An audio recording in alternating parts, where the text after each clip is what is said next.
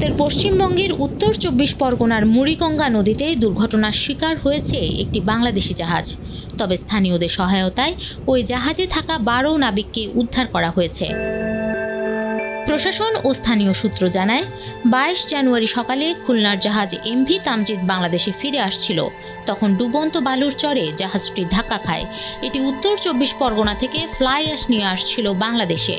ডুবন্ত বালুচরে ধাক্কা খাওয়ার পরই জাহাজটিতে ফাটল ধরে পানি ওঠা শুরু করে। এতে করে জাহাজে থাকা ১২ নাবিক আটকা পড়ে যান। জাহাজটি ডুবতে শুরু করলে আতঙ্ক ছড়িয়ে পড়ে নাবিকদের মধ্যে।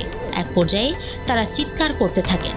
সেই সময় নদীতে থাকা অন্যান্য ট্রলার দ্রুত এগিয়ে এসে জাহাজে থাকা ১২ জন নাবিককে অক্ষত অবস্থায় উদ্ধার করে। দুর্ঘটনার খবর পাওয়া মাত্রই পুলিশ এবং সেচ দপ্তরের কর্মকর্তারা ঘটনাস্থলে পৌঁছান। বুড়িগঙ্গা নদীতে অন্যান্য জাহাজ চলাচলের পথে দুর্ঘটনাগ্রস্ত জাহাজটি কোনো প্রতিবন্ধকতা সৃষ্টি করেছে কিনা তা যাচাই করা হচ্ছে। একই সঙ্গে কলকাতা পোর্ট ট্রাস্টকেও বিষয়টি জানানো হয়েছে।